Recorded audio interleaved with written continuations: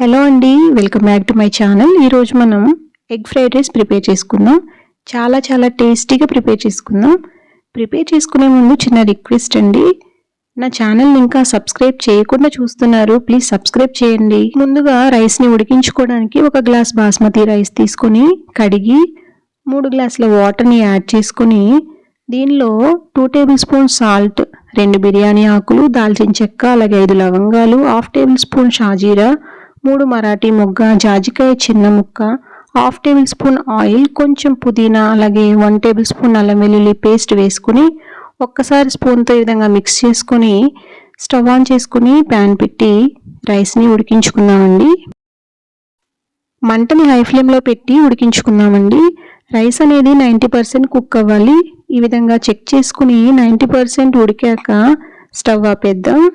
ఒక గిన్నె మీద స్ట్రైనర్ పెట్టుకొని ఈ విధంగా రైస్ని వేసుకుందాం. వాటర్ అంతా డ్రైన్ అయిన తర్వాత ఇప్పుడు దీనిలో ఉన్నటువంటి లవంగాలు, చెక్క, బిర్యానీ ఆకులు వీటన్నిటిని తీసేసి రైస్ని పక్కన పెడదాం.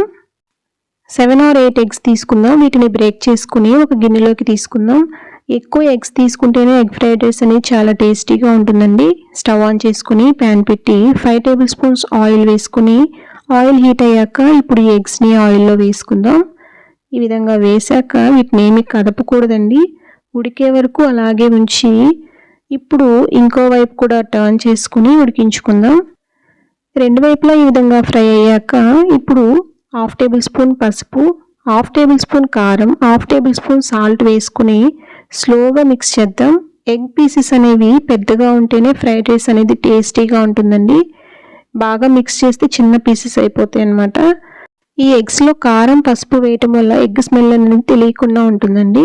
ఫ్రైడ్ రైస్ ప్రిపేర్ చేసుకోవడానికి స్టవ్ ఆన్ చేసుకుని ప్యాన్ పెట్టి హీట్ అయ్యాక 4 టేబుల్ స్పూన్స్ ఆయిల్ వేసుకుని ఆయిల్ హీట్ అయ్యాక చాప్ చేసినటువంటి ఆనియన్స్, అలాగే గ్రేటెడ్ క్యారెట్, చిన్న ముక్కలుగా కట్ చేసినటువంటి పచ్చిమిర్చి, గ్రేటెడ్ క్యాప్సికమ్, అలాగే గ్రేటెడ్ టొమాటో వేసుకుని ఫ్రై చేసుకుందాం.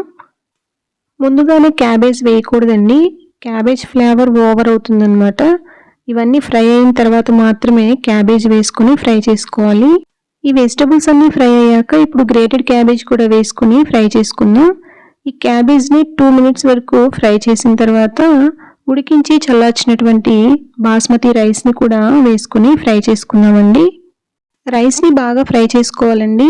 రైస్ బాగా ఫ్రై అయిన తర్వాతే మీ బిర్యానీ స్పైసెస్ పౌడర్స్ని లేదా సాసెస్ని యాడ్ చేసుకోవాలి, ముందుగా యాడ్ చేయకూడదు. అలాగే ఎగ్ పీసెస్ని కూడా ముందుగా యాడ్ చేయకూడదు, ఈ రైస్ ఫ్రై అయ్యాక యాడ్ చేసుకోవాలి. ఈ రైస్ని ఫ్రై చేసేలోపు అవి కూడా చిన్న ముక్కలుగా అయిపోతాయి అన్నమాట, అందుకే లాస్ట్లో యాడ్ చేసుకోవాలి. ఎగ్ ఫ్రైడ్ రైస్కి ఎగ్ పీసెస్ అనేవి నోటికి తగులుతూ ఉంటేనే టేస్టీగా ఉంటుంది, సో లాస్ట్లో యాడ్ చేసుకుందాం. దీనిలోకి 1 tablespoon soya sauce, 1 tablespoon red chilli sauce, 1 tablespoon green chilli sauce, అలాగే all biryani spices powder 1.5 tablespoon వేసుకుని ఈ విధంగా గరిటెతో మిక్స్ చేసుకుందాం. మనం యాడ్ చేసినటువంటి సాసెస్ అలాగే బిర్యానీ స్పైసెస్ పౌడర్ రైస్కి పట్టేలాగా బాగా ఫ్రై చేసుకుందాం.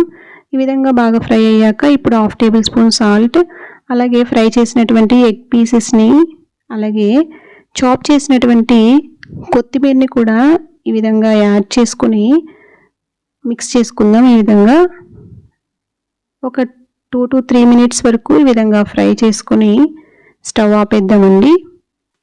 చూసారు కదండి, వేడి ఎగ్ ఫ్రైడ్ రైస్ అనేది రెడీ అయిపోయింది. ఈ ఎగ్ పీసెస్లో కారం అలాగే పసుపు వేయడం వల్ల చాలా టేస్టీగా ఉంటుంది. మీరు కూడా ఈ విధంగా ప్రిపేర్ చేసుకొని తినండి. ఈ వేడి ఎగ్ ఫ్రైడ్ రైస్ని ప్లేట్లోకి తీసుకుందామండి. దీనిలోకి ఆనియన్ స్లైసెస్ అలాగే లెమన్ స్లైసెస్ని యాడ్ చేసుకొని తీసుకుంటే సూపర్ టేస్ట్ ఉంటుంది. అలాగే పెరుగు చట్నీలో కొంచెం పొమోగ్రనేట్ పలుకులు యాడ్ చేసుకొని తీసుకుంటే చాలా బాగుంటుందండి. ఈ ఫ్రైడ్ రైస్లో కలుపుకొని తినడానికి కాదు కానీ సపరేట్గా ఫైనల్గా తినడానికి.